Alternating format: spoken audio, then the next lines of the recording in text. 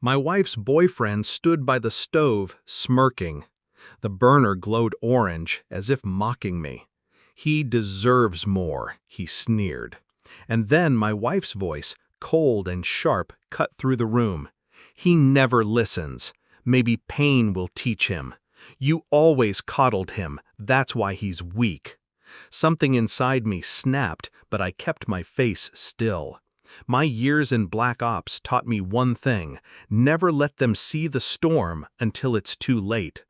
I moved toward my son, but her father, the sheriff of this county, the man who thought his badge gave him power over everyone, stepped between me and the door. He dangled my car keys, the sound of metal clinking deliberate, taunting. "You're not taking him to the hospital," he said, his voice low, laced with arrogance.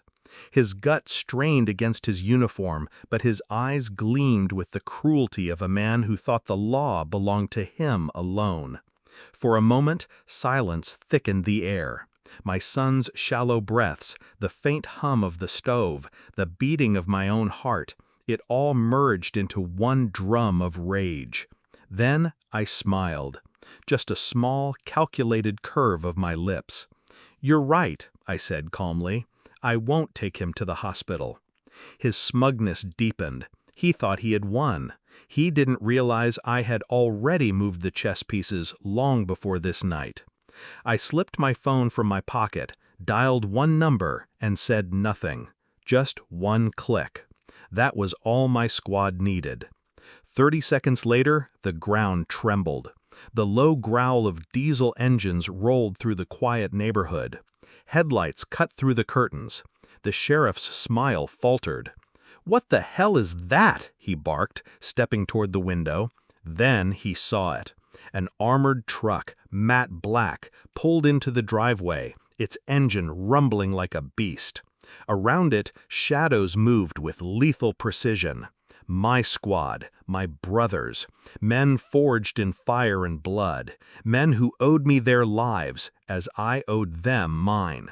The sheriff's face paled as red laser dots bloomed across his chest, dancing over his shirt like the signatures of death. "Drop the keys," I said softly. He froze. Sweat beaded at his temple. My wife stumbled back, eyes wide, her bravado crumbling. Her boyfriend's smirk vanished, his body trembling like a leaf in a storm.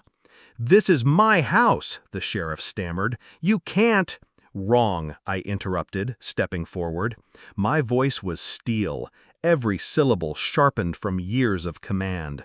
"This is my family, my son, and you crossed a line that cannot be uncrossed."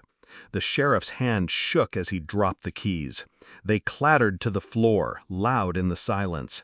I bent down, picked them up, and then crouched in front of my son. His little hand shook, his eyes searching mine.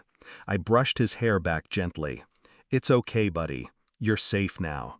One of my squad leaders, Mason, stepped into the doorway, rifle raised, eyes locked on the threats inside. "Orders?" he asked, his voice flat, professional. I looked at my wife first. She had backed into the corner, her hands trembling, face pale. She had chosen her side long ago. My son's cries meant nothing to her. She was already dead to me. Then my eyes cut to her boyfriend, who now crouched by the stove, trying to make himself small. "It was her idea," he whimpered, his voice cracking. I silenced him with one look. Cowards always tried to shift blame when the consequences arrived.